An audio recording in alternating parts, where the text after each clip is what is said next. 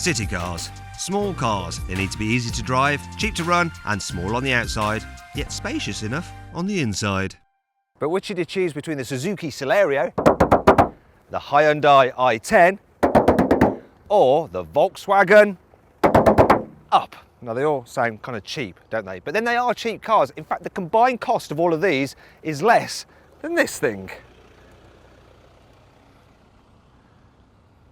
But that's enough banging on from me. To help you decide which of these three is best for you, I'm going to critique their designs. Though it does seem to be wearing dental braces. Inspect their cabins. You don't get what you don't pay for. See how practical they are. It's the little things that matter.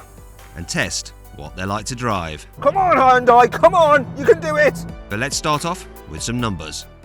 This Hyundai i10 is actually the most expensive car here. That's because it's the range topper and it costs £13,500, though the range actually starts at just under £9,000. This Volkswagen Up Beats Edition actually costs just over £13,000, the one we got here. However, the range starts at just over £9,000, but by far and away the cheapest car is this one. It's a Suzuki Celerio, so this one is a mid-spec car and it costs £9,000. However, the range starts at £7,500. So the Celerio is easily the cheapest car here, but from the outside you can definitely see where the pennies have been saved. Some small cars are designed to look cute, some are designed to look cool, but then there are those small cars that don't appear to have been designed at all, like the Celerio. It's sort of just there. There's just nothing to get excited about. It's as bland as a stick of celery. At least Hyundai has made an effort with the i10. Small cars can sometimes look like child's toys, but the i10 is actually a serious looking machine. The round spotlights at the front and frowning face makes the i10 look angry, but in a sort of cutish way. It certainly looks the part, but it's the VW Up which takes the most style points here. The Up is one of those cars that seems to have a very distinctive face, and that helps give it character, though it does seem to be wearing dental braces. But maybe that's its target audience. Some small cars look a bit cheap inside and as sturdy as a wobbly milk tooth. So, can the VW buck the trend? The Up is clearly a car that's been built down to a price, but it's been done in a very tasteful way. For instance, this interior design is actually lovely. It's cool, it's quirky, it's interesting, and it's nice and light and airy in here as well. Though you might be wondering what the heck that's for. No, it's not a weird dinosaur claw, it's a smartphone cradle. VW Up drivers can download an app called Maps Plus More, which turns your device into the car's infotainment system. The phone's GPS works the sat-nav, while driving data and miles per gallon readings are displayed on screen through the Bluetooth connection. It also lets you control the radio and media functions through the touchscreen and stream your own music through the main speakers, which in this model is a banging 300-watt system produced by Beats. The i10 looks a little more sensible inside than the funky VW, but it still has its charm.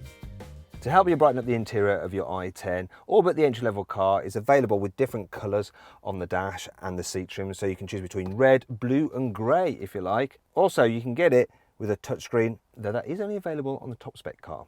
It's a really good system though.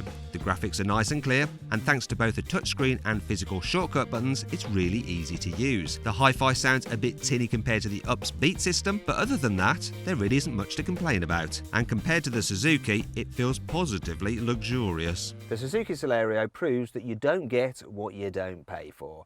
For instance, look at this. We've got manually operated door mirrors, and I'd like to introduce you to the infotainment system. And it's not really an infotainment system, it's more of just a radio, and that's as good as it gets. You can get Bluetooth, but it's a nightmare to program, so it's best to just blow the dust off your old CDs instead. The Celerio's dash is covered in hard and scratchy plastics, but that's to be expected for such a cheap car. But come on Suzuki, why does it all have to look so dreary? Yet, while it all seems a bit miserable up front, at least passengers in the back get value for money. This Celerio may be cheap, but it's also very cheerful here in the back. For instance, the rear doors open nice and wide, so it's dead easy to get in. And you'll be amazed how much room there is back here. I mean, look at this. I've got acres of space. It's insane. This is supposed to be a small car. Doesn't feel it back here. Even with three in the back, the slim door panels mean that shoulder space isn't that much of a squeeze. Those wide doors mean that it's also the best car here for fitting a child seat, and the Isofix clips are easy to get to. On the other hand, both the Hyundai and the VW are so small that if you need to install a bulky chair, the front passenger seat will have to go so far forwards that it's barely usable. Still, while the Up may not be quite as spacious in the back as the Suzuki, it's not all bad. There is enough room in the back of this Up for someone of my size, though lanky people may struggle for knee room. Another thing to note is that it's a strict 2-seater here in the back. You only have 2 seat belts. Also, while you can get in a 3-door as well as this more practical 5-door, even this one has silly pop-out rear windows rather than wind-down ones. I really hate these. At least the Up has generous cubby spaces. The front door bins are deep and wide, there's a neat flip-out cup holder in the centre console, and of course, you get a special smartphone cradle. The Celerio is the worst for in-car storage, because the door bins are so slim that they're next to useless. But at least the glove box is a decent size. However, it's the i10 which has the best in-car storage though. The door bins are huge, there's a place to hold your smartphone at the bottom of the dash, and there are loads of cup holders dotted about the place. It's fairly good news if you're sat in the back seats too. There's enough space here in the back of the i10 for most people to be able to get comfortable. The only issue I have is that it feels a bit dark and dingy back here, and part of the reason for that is that the rear windows aren't that big because of the way this trim line lifts up at the back. At least most models get electrically operated rear windows, so you can let some air in. Those windows aside, headroom is a slight letdown in the back of the i10. Both the Suzuki and the VW have more, and with 3 sat across the back, shoulder room is tighter than in the Celerio. However, unlike with the Up, the i10 does come with 3 back seats, so it's better than the VW if you're popular. But what if your friends want to bring their stuff with them? Let's take a look at the Hyundai's cargo space. I don't really have that much to say about this car's boot, other than it's actually alright for this size of car.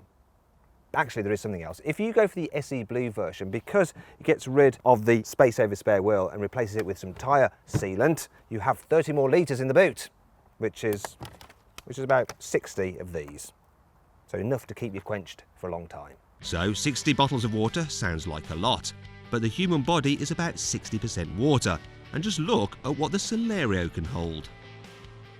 It may be a small car, but you can actually fit a man in the boot of this Celerio. Not that you'd probably want to. I've got to stop doing this joke. I've probably used it far too many times now. Sorry. It may have enough space for me, but I found it hard to hop in because the Celerio's loading lip is high. But it's the same story for the other 2 cars, and all 3 of them have enough space for a large suitcase and a couple of soft bags. All 3 boots are short on clever features, but the Up does have 1 or 2 touches. Volkswagen has actually put a bit of thought into this car's boot, so you can get it with an adjustable false floor there if you want to raise the boot up. And when you do, I'm going to do it again, look at this. Oh, come on, balance, there we are. When you fold the rear seats down, you then get a flat low floor, which makes it easier to slide items straight to the front. It's the little things that matter. It may be the smartest, but once the back seats are folded, the Up is the smallest of the 3. It'll hold 2 large boxes, 2 small boxes, 1 large suitcase, 2 small suitcases and 2 soft bags. The i10's boot can swallow an extra large suitcase and a soft bag or 2 beyond what the Up can hold. But the Suzuki beats both of them. It can handle everything the Up can, plus a second large suitcase, 2 more small boxes, a few more soft bags and a set of golf clubs. So, the Suzuki may have the most space, but how does it fare when it comes down to pace? If you don't expect much from the Suzuki Celerio, then you won't be disappointed. Now, I'm being a little bit cheeky. Actually, it's all right to drive. The suspension is maybe a little bit on the firm side, so it bounces about over bumps in town. On the motorway, you get loads and loads of wind noise, but it's all right. You can turn the stereo to drown that out. And it handles all right.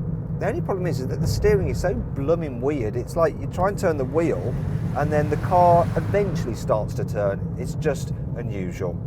The engine, it hasn't got much performance, so you really have to thrash it to overtake on the motorway, but I can't fault the economy. So this one is doing 63 miles per gallon. I think the claim figure for this engine, this 1 litre engine, is 78. That steering does feel a little weird, but it's very light, and the tiny 9.4 metre turning circle is the best of the 3 cars, which makes it dead easy to park and drive around town. The i10 is pretty easy too, only it's better in quite a few other ways as well. Considering what it's supposed to do, it's really hard to fault this i10. It goes around corners well enough, it deals with bumps okay. It's an alright thing to drive, the steering as well, it's quite responsive.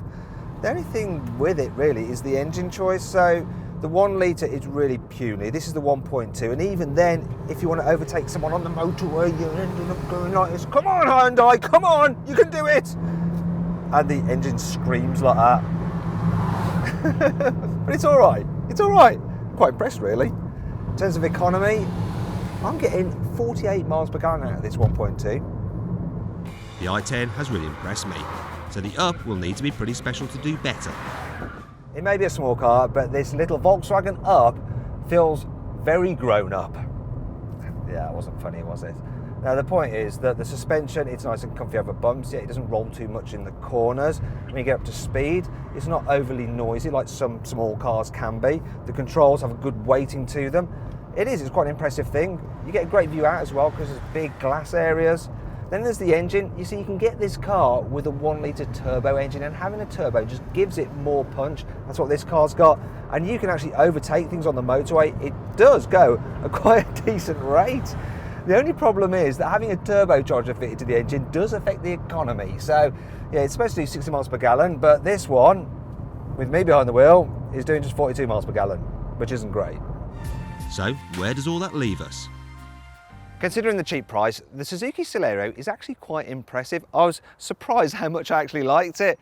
Thing is though, I would recommend you still spend the extra and upgrade to a Hyundai i10. It's just a more substantial thing. I really like it. It's very impressive.